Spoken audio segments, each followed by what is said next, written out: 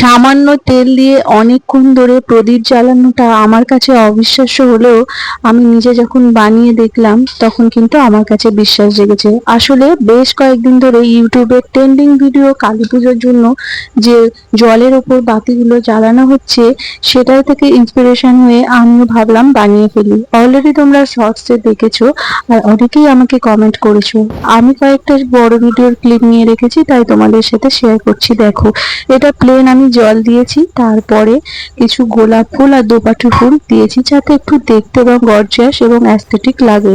এবং ওপরে একটা চামচে একদম সামান্যটুকু তেল দিয়েছি, দিয়ে ওর মধ্যে একটা কাগজের সাপোর্ট নিয়ে তুলোটা ওর মধ্যে, তুলোর যেটা আর কি শীষ উঠবে আর কি, সেটা ওর মধ্যে দিয়েই আমি এটা বানিয়েছি। আর সত্যি বলতে কি, শর্টসটা দেখলে তোমরা বুঝতে পারবে। আর আমি এটা বড় ভিডিও দেওয়ার একটাই কারণ, আমি যেহেতু শর্টসে মুখে এক্সপ্লেন করতে পারিনি তাই। আর দ্বিতীয় গ্লাসটা দেখতে পাচ্ছ, প্লেন জলের মধ্যে একটু ফেব্রিক লাল কালার বা একটু তোমরা রঙও দিতে পারো, যেমন আলতার রঙও দিতে পারো, দিলে জাস্ট একটু গর্জিয়াস লাগে। আর এই যে দেখো আমার এই দুটো প্রদীপ, আর আমি যেটা ওই ফুল দিয়ে, গোলাপ ফুল দিয়ে দিয়েছিলাম, সেটা কিন্তু আমি প্রায় 1 ঘন্টার উপর হয়ে গেছে, তাও জ্বলছিল।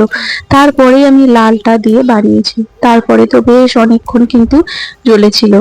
আর কয়েকটা মিস্টেকও তোমাদের হয়ে যেতে পারে, যে যাতে আর কি ফোলতেটা যাতে একটু অনেকটা উঁচুতে থাকে, যাতে জলটা ওখানে না গিয়ে পৌঁছায়। আর এইভাবে কিন্তু তোমরা কালী পুজোতে এইভাবে প্রদীপ জ্বালতে পারো, প্রদীপের ওপরেও জল দিয়ে এবং তুলোর সাহায্যে যে সর্ষের তেলটা দিয়ে সেটা দিয়েও কিন্তু জ্বালাতে পারো। ব্যাপারটা কিন্তু একই। আর জিনিসটা অনেকটা অ্যাস্থেটিক, সাথে কিন্তু অনেকটা তোমাদের উপকারে লাগবে সামান্য তেল দিয়ে।